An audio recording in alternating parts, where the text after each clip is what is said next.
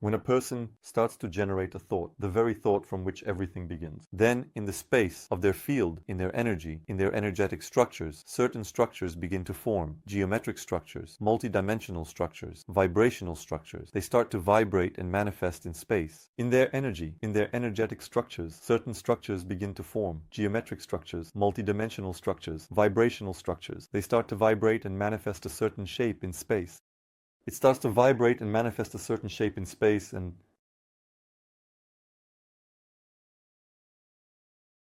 a certain shape. And this shape in this space exists until that moment, as long as they don't get distracted by something. As soon as a person gets distracted after a while, that shape dissolves, and those vibrations are no longer present. If we take a person who is thinking about something, who is generating something, and this person starts to tell another person about their thoughts, their plans, their ideas, about their values after all, and let's imagine a situation where another person starts to react to this. And it doesn't really matter how he starts to react. He can start to argue with him, he can start to agree with him. These are equivalent reactions at the energy level. Why? Because in order to argue about something, you need to take it seriously. To agree with something also implies a serious attitude. And here a person pulls into this field configuration the energy of another person. The other person gets lost in thought on this topic. Again, his thinking kicks in, his thoughts start, the inner dialogue, and he begins to chew on this topic. He can chew on it in conversation. He can chew on it in his thoughts before going to sleep, in the morning with a fresh mind. And this structure becomes more and more long-lasting.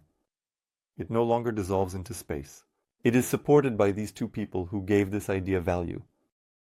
This idea, this thought has value. How did they give it value?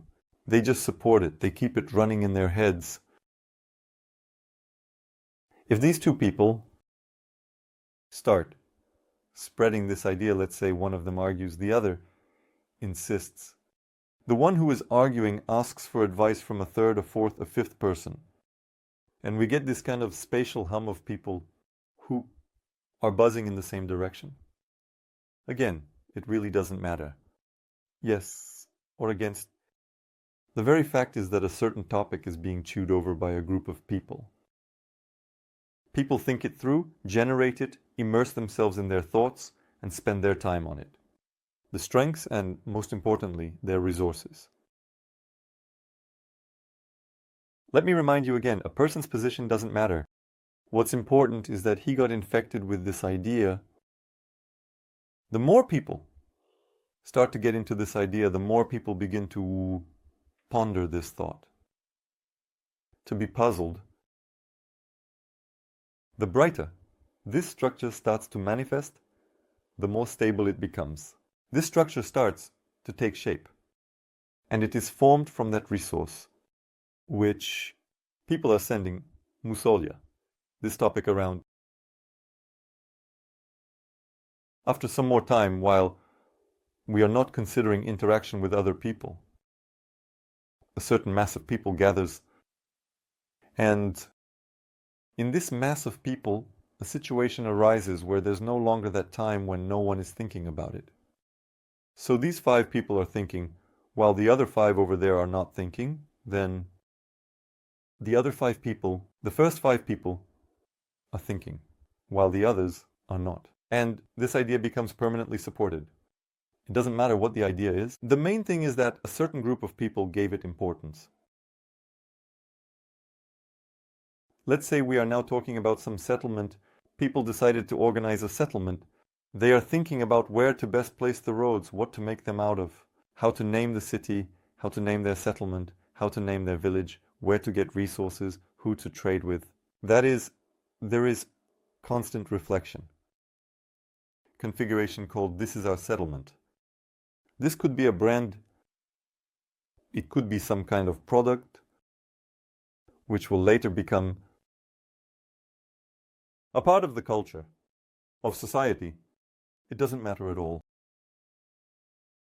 The moment comes when the generation of this idea becomes permanent, 24/7, continuously, with some part of the community thinking about it. When the generation of this idea becomes permanent, 24/7, continuously, some part of the community is thinking about it. They think about it. And so, when this structure, feeding on the resources of a person, and we, as creators, can also create, especially with many, we create something quickly. We create an organism. We create an organism capable of acting. We create an organism. We create an organism that is capable, at some point, of starting to act independently. This is an energetic organism. This is the egregore. So, it's a kind of substance in space that is infused with the consciousness of many people, which has its own energetic structure. Geometry, grid. Basically, they look like a rigid geometric shape surrounded by many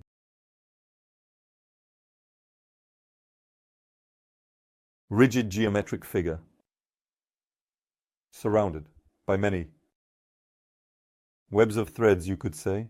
It's actually not that crucial. That's it. And it starts to grow. It starts to grow. And at some point, it undergoes automation. I can't say that it starts to be intelligent, but it definitely starts to sustain its own existence, and it begins to have the meaning of certain actions, and these meanings are nothing more than how to infect these ideas to as many other people who are not yet charged with this idea. So, how can this be done? Very simply, by attracting attention.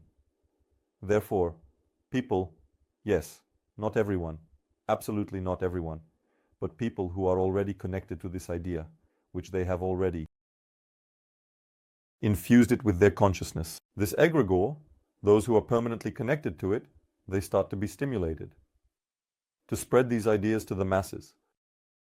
Some people do this in crazy ways. Some people do this in heartfelt conversations. Someone shows a creative approach, creates some paintings, some sculptures. In other words, somehow realizes this in objects, sculptures. So in some way it realizes this in objects. And so this concept, this idea, this thought starts to materialize and spread.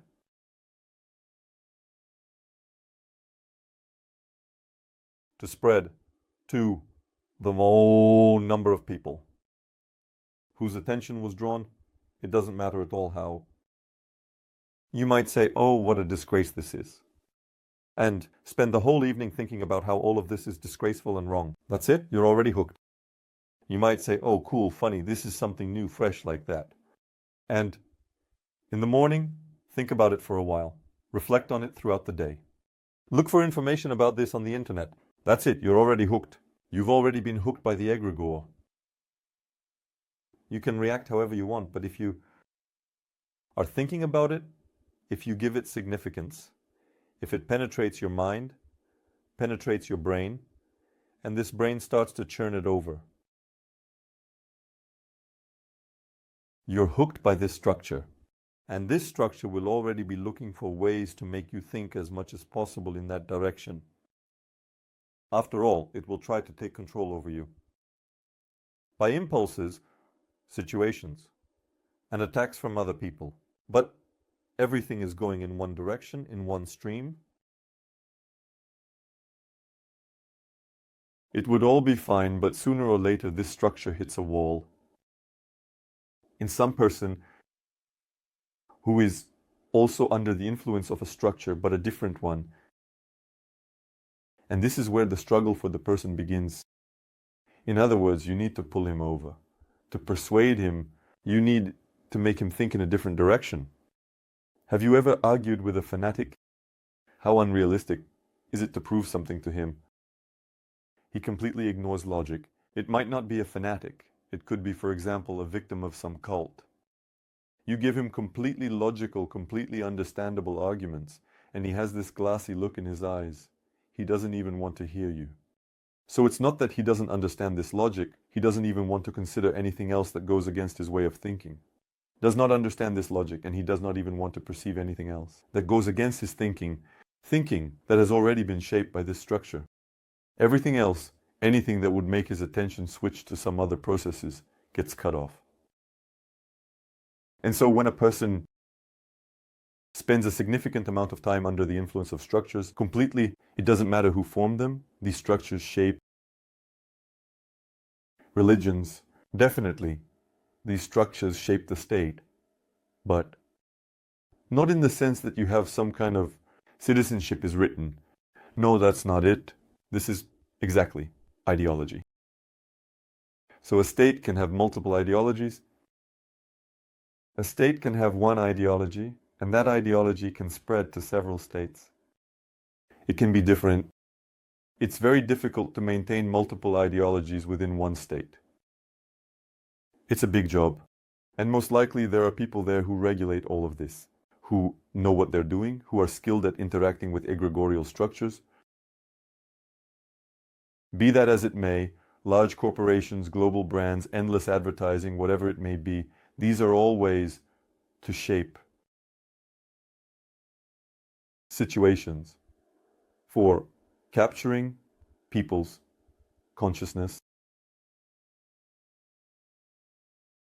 And what's really interesting is that the cause of all this action is the person themselves. So as soon as a person starts to attach significance and importance to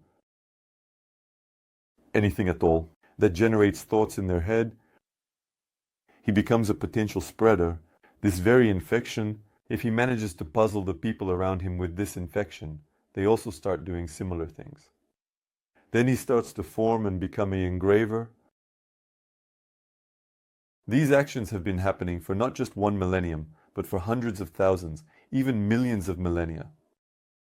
There are very old egregores. There are young ones. There are egregores that are just now forming. There are egregores that are already formed, and they are just tearing each other apart. Because there is competition there is a struggle for human consciousness. A person's consciousness is a resource. This is what allows you to be free. This is what enables you to perceive, act, make independent decisions, and sense your own energy. To perceive yourself, to feel, to be aware of your physical body. You feel, you understand. And instead of, for example, trying to find somewhere in the endless streams of information how to eat properly, for example, you can just listen to your body, and your body will tell you how to eat properly. It's enough to just listen to him. When a person has a resource, when a person has consciousness, then he can do it. When a person has this resource completely distributed, and in most cases a parasitic structure, he no longer has anything to do this with. So, people who find themselves in this situation sometimes remain in it for the rest of their lives. And only some strong upheavals in life allow them to break free. There are, on a material level, on a material plane, quite harsh manifestations of warrior, egregor, ideologies, and people completely driven mad, easily part with their lives. It's precisely because they don't have the opportunity, they don't have the resources, and they don't have situations where they could hear themselves, and only themselves. All their radars are tuned in to listening to the imposed position. To listening to the imposed position. There are people who are hard to influence, and they somehow are in balance. There are people who are very easily influenced and they become absolutely fanatical. Are in balance. There are people who are very easily influenced and they become absolutely fanatical. It's impossible to interact with them on any other topic. They always have one topic. This is the one ideology imposed by the system. The mindset that the system imposes on them. I call these egregores, pendulums, simply systems. people come to me bringing along a trail of various systems. Sometimes a person comes to me, for example, with a corporate egregore behind them. And the corporate egregore keeps a very close eye on me, making sure that I, God forbid, don't do anything that would interfere with its control over that person. Person comes to me with state-level ideology. State-level ideology of state level. The scale of the country, it's all the same there. Under no circumstances should there be even the slightest extra thought. Only within the framework of what a person is immersed in.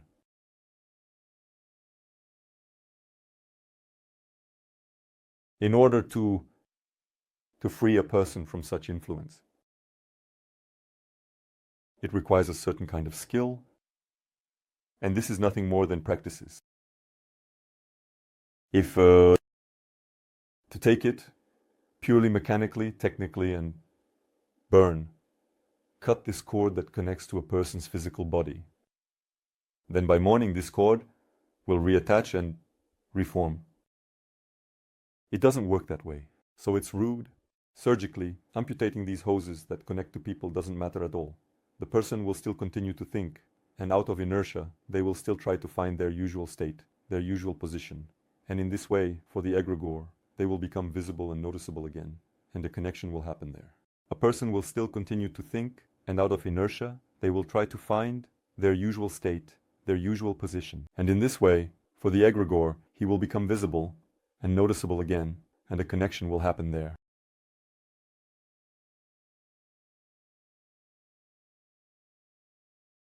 But the person can create conditions of invulnerability for these structures. Here, sometimes I hear suggestions like, oh, I need some kind of protective mechanism. I need to protect myself. I need to close off. I need to hide all of this. This position is absolutely wrong, because in our reality, in our space, everything is permeated by these systems. This position is absolutely wrong, because in our reality, in our space here, everything is permeated by these systems. And in order to actually step out of the position of defending yourself, you'll just be defending yourself 24/7. You won't have the opportunity to do anything else. So this approach of trying to protect yourself doesn't work. Doesn't work. You won't be able to hide either, because you would have to be an absolute hermit and not come into contact with other people. No one would want to live like that. And it doesn't require that the egregore structure, it is limited in its capabilities. The egregore structure is highly crystallized. It has limits to its capabilities. It is highly crystallized. It has its limits. It is limited. The nature of men can potentially be revealed to the nature of the original. We are gathered, woven, and created in the image and likeness. So, when a person finds time for working with their energy, they gradually start to create conditions of invulnerability for these systems. Now, I'll tell you a bit about that. For these systems. Now, I'll tell you a little bit about how exactly the mechanisms of capture work. How exactly the mechanisms of capture operate at the energetic level, and how to get out of this capture. A way out so that it doesn't latch onto him again in the morning. So,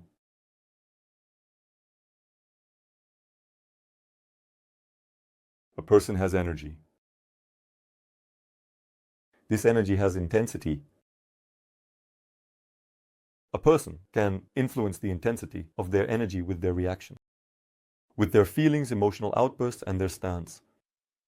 Affect the intensity of their energy up to a certain level of intensity. A person can even be worse than software. Mobility than the egregorial structure. And there's no problem for the egregorial structure to latch onto such a person. You can draw such an analogy. There is, for example, a substance like H2O And if this substance is in a solid state, we can easily grab it with our physical body because it is crystallized, it is slow, it is hard, it can be grasped. However, if this substance is in a liquid state, it's not so easy to grab it. Because it's crystallized, it's slow, it's hard, it can be grabbed. If this substance is in a liquid state, it's not so easy to grab it anymore. It seeps, it slips away, and hands are no longer enough to hold on to it. The same substance can also be in a gaseous state. It seeps, it slips away, and hands are no longer enough to hold on to it. The same substance can be in a vapor state. And in that state, you probably wouldn't want to grab it. It would cost you more to try to grab H2O in a gaseous state. And there is one more state of matter. It's plasma. Here, any attempt to even get close to such a state of matter will lead to you starting to turn into that plasma yourself. To such a state of matter will lead to you starting to turn into that plasma yourself. And it will be a rather unpleasant process for you. Here, we are having a nature similar to the original. Open to all these states, we can manifest them for ourselves. And the egregore we created in a state of crystallization remains crystallized. It has no ability to develop further. And if we connect extrasensory perception and vision, then mainly when a person starts to actively think about something, really pondering it, getting tired from all that thinking, waking up in the morning, to think about it again, to chew it over, to get tired again, to get irritated, to move in that direction.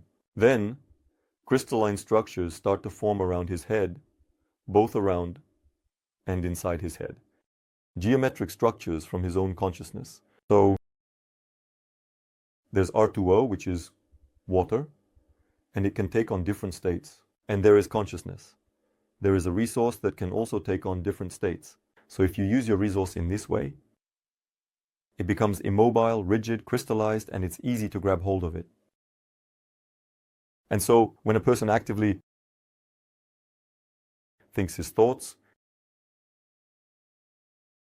he gets immersed in them, fights with all sorts of different ideas, public ideas, naturally, then in his head, around his head, these structures are strengthened, crystalline structures. And we are sacrificing much. Our parts called other states. We are harming ourselves, and we also lose our vitality. Our parts called other states. So we are worsening our matter, and at that moment we also lose our vitality. So the resource comes from the soul. This resource comes to us from multidimensionality. From the source, this source is nothing other than the original, and it comes from the very original. Through a multitude of transformations, a multitude of layers of manifestation, this resource reaches us to the physical body, and we manage it. If we manage it to crystallize, in order to become more substantial, immovable, ideological, principled, constantly resisting to some other facets of possibility in this world, that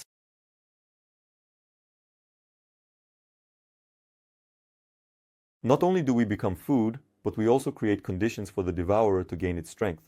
We deprive ourselves of the opportunity to break free from its influence. Gaining his strength, we deprive ourselves of the opportunity to break free from its influence. We simply cut ourselves off. No one captures us. No one prevents a person from reacting differently. No one stops a person from not creating these structures. But because we are in a society that constantly generates these structures, we actually don't have any other behavior in our heads. It needs to be found. It needs to be realized. One needs to master a different way of behaving, different reactions, different states. And so, when a person starts to study their energy, they develop a model of a different state. We can look at our physical body, feel it. It is rigid, it is tangible, it is material. The more we focus our attention on the material aspect of this reality, the more rigid we become ourselves. Our resource called consciousness becomes less fluid. But if we start to direct our attention through practices, through exercises in energy, Then we begin to synchronize with more fluid states, with more fiery states, faster states than matter. And in this way, we discover the possibility of being entirely in a different state. This can again be compared to water. Well, if we think about winter, right now it's winter, full of snow outside. Well, if we go outside, and we put our hand in the snow, then at the same time our hand melts the snow and at the same time cools down against that snow. If you get too carried away with this, you could end up freezing your hand, because the space where the snow is still on the side of the snow. If we take this snow and bring it home to a different space, different temperatures, and this snow turns into water, and it transforms even without our hand. Right now we are in a space that is on the side of crystallization. This era is called the age of Kali, Kali Yuga. It's normal here. It should be this way. So, to resist, to fight against this, to try to destroy it, is just trying to do it with your own physical body. In winter, to dissolve all the snow, to melt all the snow, that's madness. This won't lead to anything good. But if we are aware, if we don't try to interact too much with this snow, if we strive to interact with warm places, with warm clothes, with warm rooms, then at least we don't cool down. And so when a person gets used to constantly interacting with their consciousness, with their attention on slow, rigid, crystalline processes, they themselves crystallize and lose their vitality. Basically, it freezes, it cools down. If a person directs their attention to energy, to a dynamic structure, to a flowing structure, then they kind of warm up from that. It increases their vitality. He opens up facets within himself that bring him closer to the state of the original, to the state of the source. The source is the highest degree of manifested mobility, the highest degree of fire, the highest degree of manifested mobility, the highest degree of fire, the highest degree of heat. You can say it however you want. This is diametrically opposed to snow. Well, you could say, if we're talking about the physical world, it's pure plasma. And every time a person directs their attention in that direction, to where it's hotter, where it's faster, where it's more fiery, where it's more dynamic, he himself starts to adapt to these states. And so when a person observes their energy, at first they just observe it, seeks, learns to perceive it at the tips of their fingers. Then they look for it, feel it, trying to perceive it in the field structure around their hands. These are etheric energies. They are located closest to the body. You can even physically feel them. Relax your hands, release tension, and soften them. With light movements, we open ourselves to feeling a certain density, as soft as possible. And with these light movements, we open ourselves up to the possibility of physically feeling a certain density, a certain field. This field is nothing other than etheric energy. This etheric energy has a completely different density than our matter. It allows us to observe, sync with faster, more agile processes. As a result, when our consciousness comes into contact with these faster, more fluid processes, consciousness itself starts to become faster and more fluid. It kind of lights up with all of this. And this mechanism, in fact, is not even hidden from humanity. It's open. It's just that few people explain it. Why? They say, before you eat, remember God. If you're going somewhere, sit down for a moment, pray, detach yourself, take a pause, and only then go. In other words, we know these ways to connect with something faster. These ways to connect with something faster. And here it doesn't really matter what we use, which word. You can say pray to God. You can say remember your soul.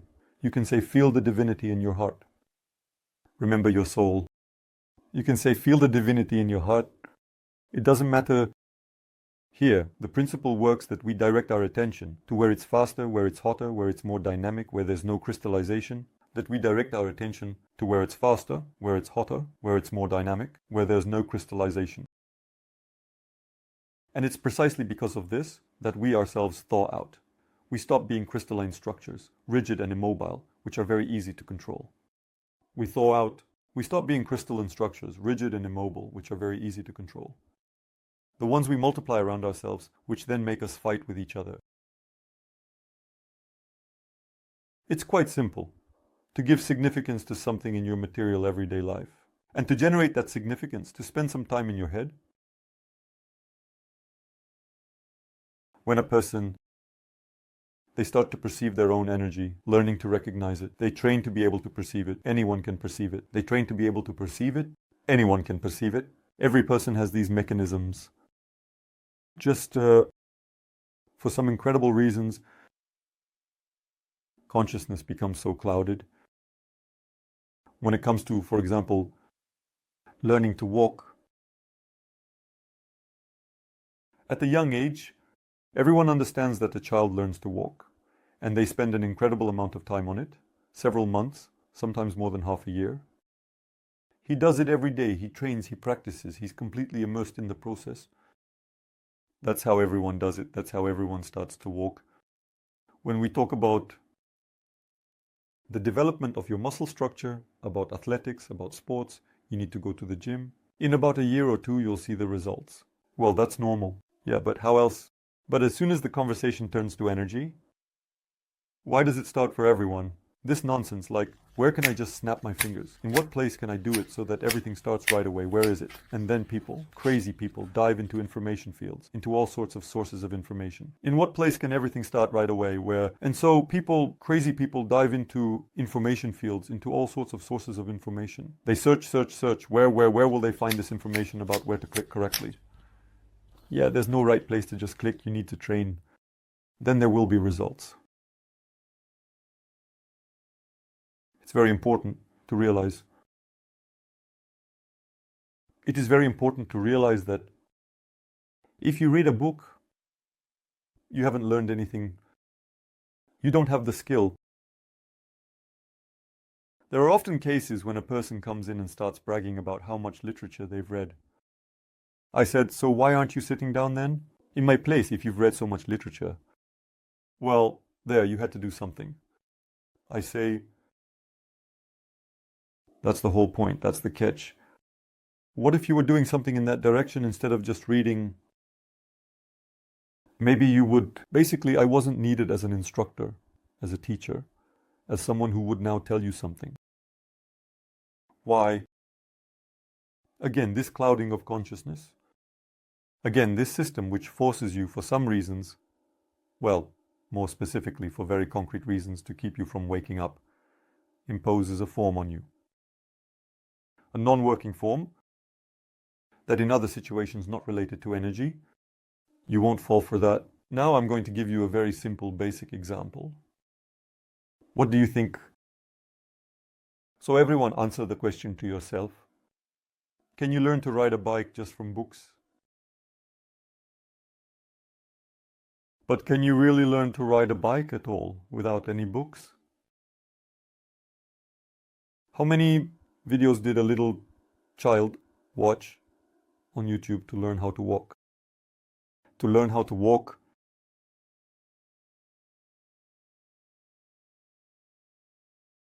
Strange questions. Yes. Obvious answers. But when it comes to energy, as soon as it comes to extrasensory perception, again, it kicks in the head. Some kind of mechanism that says, yeah, I just need to find out. Just tell me, and that's it. Just say what needs to be done, like do this. Uh-huh. All right. And the person calms down. That's it. They know what to do.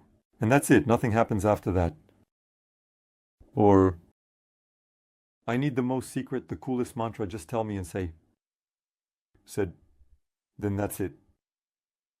Everyone is happy. Does nothing because he knows some super secret mantra that is supposed to be repeated 100,000 million times. But somehow that just washes out of their mind, and they resist repeating it. I had a case not too long ago with one of the practitioners. a guy, he's already an adult. He caught my latest broadcast.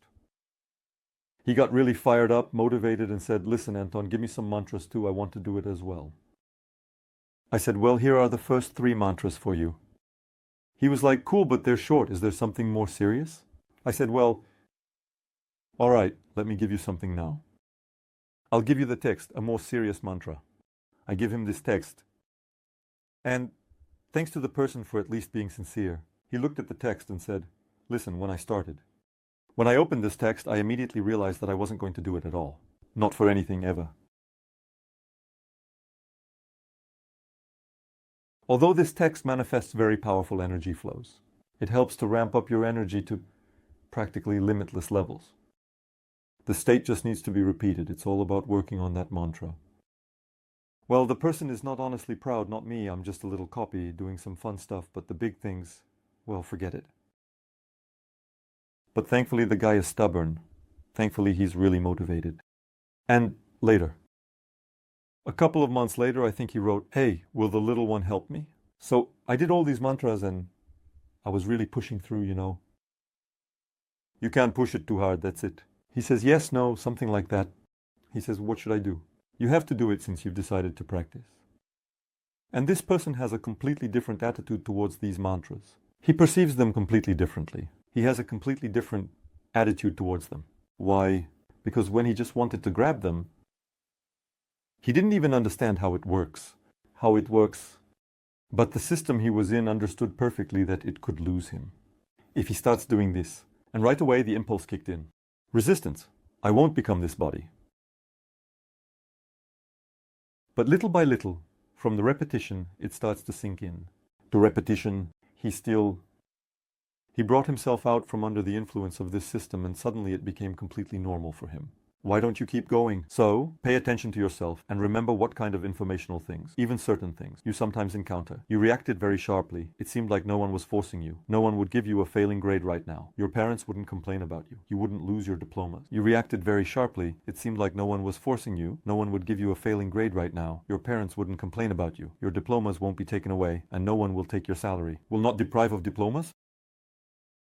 No one will take away your salary. Bonuses, you won't lose them, but you react very sharply to some informational moment. Most likely, this moment, this knowledge, this information. Informational moment. Most likely this moment, this knowledge, this information for you. Specifically, for the system of which you are a part, it becomes dangerous. And you urgently need to send an impulse to reject this. You perceive this impulse as your own. But the sense of self-importance is already finishing the job. What is this? This is pride, among other things. And these systems are very skillful at using these short bursts, with energetic nudges from a huge number of people. Sometimes just one person is enough. Just poke once, and it just carries him. He doesn't even plan to stop. As long as there's enough health.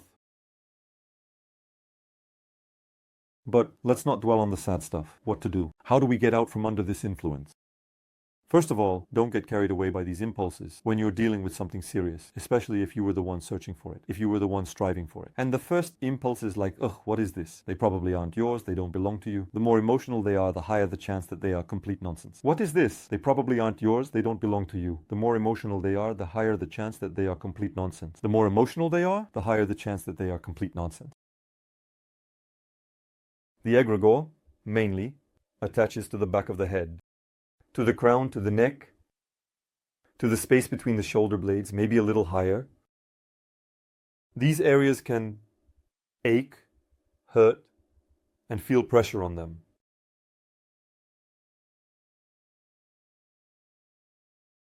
Even sometimes, it can sting in these places. This happens at that moment when you start to lose control.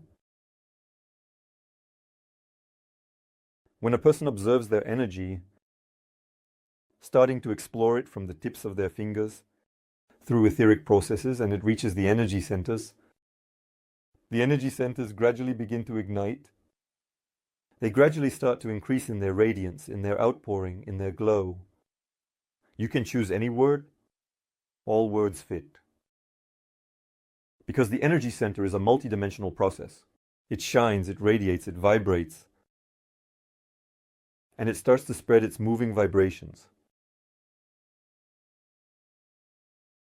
These moving vibrations, they are much more dynamic than the material world.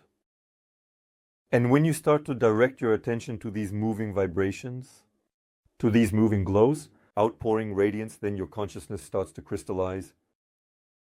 It also becomes dynamic, it also becomes fast, it accelerates. And so when you work with the energy centers, sometimes it happens that a person, first, more or less, second, there are nuances. Third, anything can happen, and it reaches the fourth, and it feels like an elephant just stepped on their chest. Why? Because this is where the zones begin, of strong influences, of egregorial structures. And this elephant is nothing other than this. A gut, a sucker, tentacles that hold you. Well, actually, it feeds on you. It parasitizes on you and periodically sends you impulses so that you react correctly. That's right from the system's perspective. And that's exactly how it is. So that freedom is all you can dream of. And in your real everyday life, you were simply a slave. If a person is engaged with their energy, directing their attention to it. And this mechanism has been described a long time ago, and not just by me, many practitioners describe it. Where we direct our attention, where we concentrate it, that's where our consciousness starts to flow, meaning that's where our resource begins to flow. Where our resource flows, that's where we start to connect, to resonate. If I look at a material object, for example, a computer mouse, as I look at a material object, then I start to become like this mouse that is crystallized, rigid. Naturally, no one is going to stare at a mouse for long, but it could be a luxurious car made of steel. It could be some kind of jewelry or a real gem, very beautiful, but it's also made of metal. Any manifestation of matter that captivates you and makes you cling to it, becoming dependent on the perception of it, slowly crystallizes your consciousness. You're watching some absolutely crazy series about just some degenerates, the actors, but the actors are normal people. They just play the roles of degenerates. What do you think is happening to your consciousness? What does it synchronize with? What does it resonate with? And it resonates specifically with the images that the actors portray. The more ridiculous the series is, the more insane the people behave there. The greater the chances that your attention will get stuck on it. The element of surprise, the effect of curiosity kicks in. And that's it. And you have already crystallized. Low quality food is coarse and tough. Just like the way it's made also has such effects.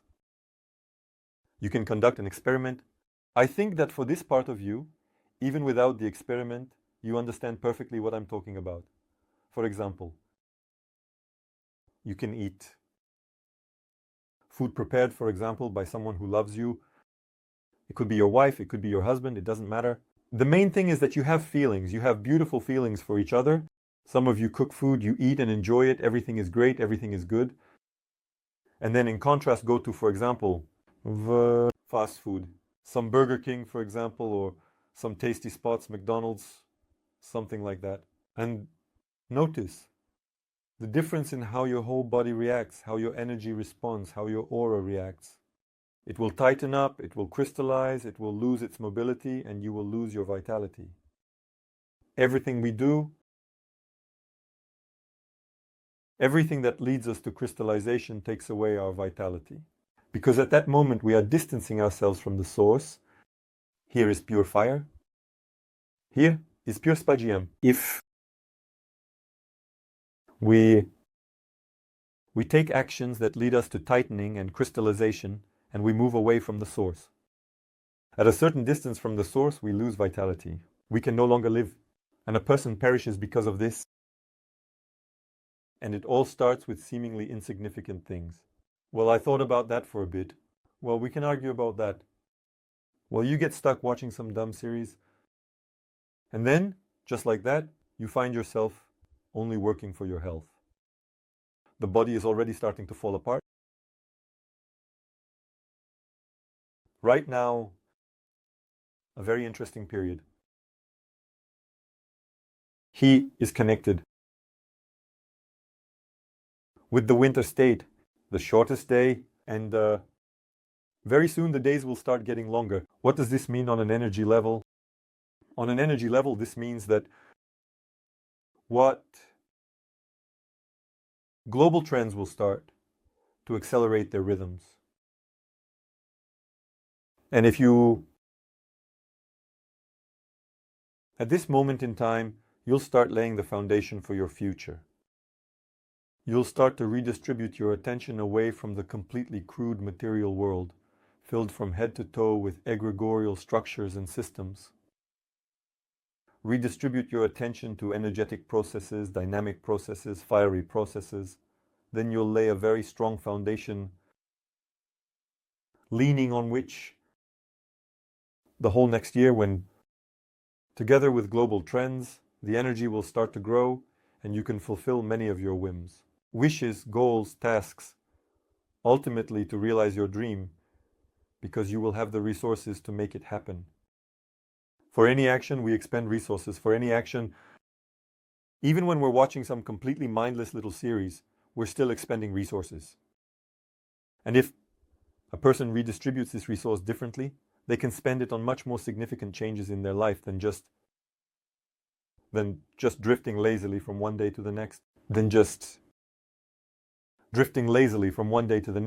Do you want to unlock your inner strength and learn to manage energy? The course, Power of Consciousness 1. Practical energy will provide you with tools to improve health, develop intuition, and gain a deeper understanding of the world. Join and start changing your life right now. Link in the description.